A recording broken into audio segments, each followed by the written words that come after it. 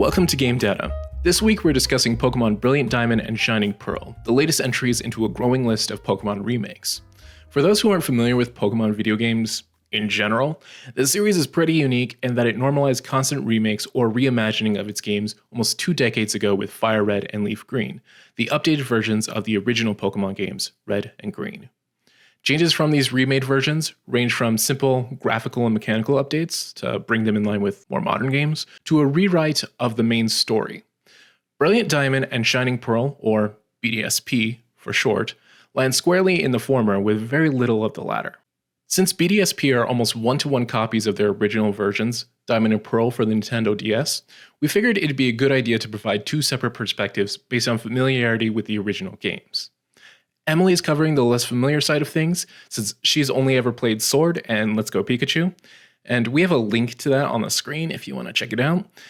Meanwhile, I, on the other hand, have been playing Pokemon games since the 90s and have played every game available except for Conquest and Detective Pikachu. So I'm definitely at the other end of the spectrum with that. Since I have more familiarity with Pokemon games in general, I figured I'd provide some comments on how these games compare to the original games, as well as, what's new, how I feel about it in general, and whether or not anyone should actually go out and play it, especially if they've already played the original ones. Like I said before, BDSP are almost one-to-one copies of their original versions, for better or for worse. The main difference here is that the art style has been updated to recreate the style of the original pixel art using 3D graphics, plus more fully featured online mechanics have been added to allow players easier ways to connect without being in the same room. Although at launch, one key feature is missing from the game, the GTS, Global Trade Station. The omission is odd, primarily because it was the hallmark feature of the original games, and a huge reason to use the Nintendo Wi-Fi connection, Nintendo's original online service back then. In the place of the typical GTS building is a GWS building, which can't be entered even in the post-game. I'm assuming that the building will have some connection to Pokemon Home and its vastly superior trading systems, but until that feature is added, it's kinda a letdown overall. Similarly, instead of the PAL Park, which originally allowed players to transfer Pokemon from the Game Boy Advance games, BDSP introduces Ramanas Park, which allows players to catch legendary Pokemon with hidden abilities in exchange for items found in the Grand Underground. I love this change in particular, since it's fairly unique from other games and creates more purpose to hunt down items in the Underground itself. In the original games, there was always plenty to do in the Underground, technically, but most activities not related to Spiritomb weren't worth spending a lot of extra time on, since they were mainly hunting down a couple of fossils, spheres to trade in for furniture, etc. Additionally, the simple activity loop of hunting down items to hunt down legendaries adds a ton more to do in the post-game. In the original games, the post-game was just a couple new routes, a couple new legendaries, and the battle tower, all of which didn't take very long to complete, especially if you were, like me, not very interested in battling. All those features are still present in BDSP, but Ramanas Park adds a few more hours of activity, just to hunt down items to make some of the legendaries appear. Catching all Pokemon will probably be a slog overall, but no one can really claim that this game doesn't have plenty to do after the credits roll. Other aspects of the game have also been tweaked slightly to accommodate single-screen gameplay. Most notably, the Poketch has been shifted from the DS's touchscreen to a small window at the top right of the Switch's display. It's a fair solution overall and isn't too problematic considering most of the time my eyes are focused on the center of the screen. However, the implementation currently disables touch input when the Poketch is minimized, which makes apps like the item finder a pain to use. Touch input in general could also be a lot better, to be honest. This game feels like it was made to be played undocked, yet touch input isn't activated for battles or most menus. None of it really ruins the gameplay experience, but it seems like an unnecessary frustration to have for remakes of the games that initially added touch controls to the series in general. Those gripes are largely pretty minor though. I'm a huge fan of the new layers of customization, both for outfits and skin color, and the ability to have Pokemon follow me around is a nifty gimmick that, while not perfect, has amused me quite a bit in the same way it did in Sword. The refreshed cutscenes and art style are also pretty spot on, and feel more immersive than the sprites used with the DS games. I know mountains of people have complained ad nauseum about hating the chibi character models, but they give the world a colorful vibe that's a joy to stare at. I'm guessing this heavily stylized art style would also hold up a lot better over time than something that aimed for more realism. Playing through this story with newer balances, tweaks, and mechanics introduced to the series over the past decade has also been a real treat. Compared to the original games, battles are faster, and moves necessary to progress through the story are now handled by wild Pokemon, Pokemon Ranger style, instead of being forced upon party members.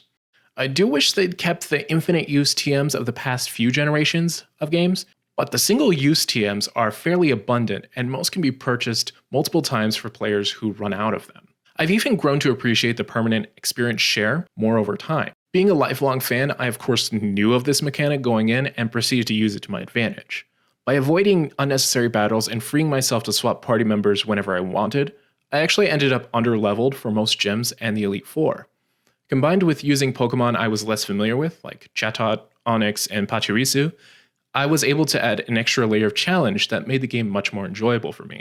I understand the viewpoint of folks who dislike the mechanic's permanence, but you'd honestly have to play BDSP with the same strategies as the original games, which called for a ton of grinding between gyms, for it to really be a problem. Honestly, if anyone wants to experience the original Sinnoh storyline, I'd probably recommend BDSP over the DS games, in the same way that I'd recommend Fire Red over Red version.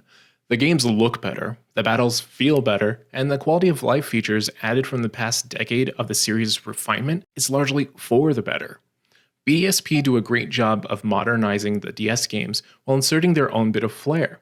Especially for folks who've never played Sinnoh games or started playing Pokemon games on the Switch, I think these games are much more approachable and easier to play through in 2021. For those who have played the original games though, the fact that BDSP offer few new experiences over the originals means that there's no real rush to immediately go out and play these games. There's a good chance revisiting Sinnoh's creation lore will be beneficial for playing Legends Arceus in a few months, but given Pokemon's complex multiverse connecting different games, it's hard to tell whether any of these games will even be in the same universe as Legends in the first place. So feel free to take your time and, if anything, go back and play the originals if you still have them on hand. If there's anything I might fault the games for in general, it'd be many of the same things I complain about with the original games. Like many older Pokemon games, the overarching story isn't that involved, and easy to miss if you skip dialogue in the wrong place.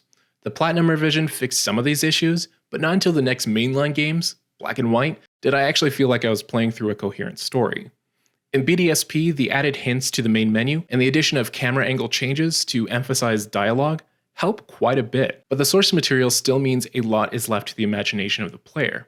But considering that a ton of the player base said that they wanted faithful remakes of the Sinnoh games, until they decided that they didn't, it's hard to complain about BDSP staying too true to their roots. Overall, these are solid games that mix older stories with modern mechanics. There's more than enough here to make them worthwhile to play, but you'd be forgiven for not rushing out to buy them if you've already gone through the original games. Pokemon Home integration is missing at launch, and a few mechanics, like reduced support for touch input, aren't great for the overall experience. However, I have a feeling that most people who are fans of Pokemon games will find plenty to like about these games regardless. So, have you played through Brilliant Diamond or Shining Pearl yet? What are your thoughts on the games in general? Let us know down in the comments.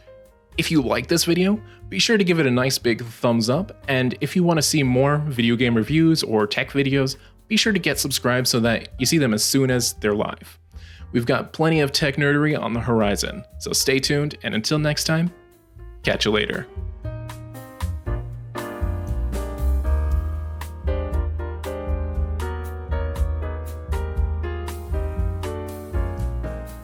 Oh, and one more thing. I want to add that Cynthia is still memeably difficult in these games. Unless you go into her battle completely over-leveled or with a team composed just to counter everything on her team, you're probably going to get wrecked the first time doing it. Not to mention her team composition is basically a competitively viable team. It's well balanced overall, but they've also made it so that some of her Pokemon have hidden abilities, have max EVs and IVs, like her Garchomp and Lucario. Both of those can wreck entire teams without really trying. So If you're looking for a challenge there, that might be the one battle in the game that you actually struggle with. Enjoy!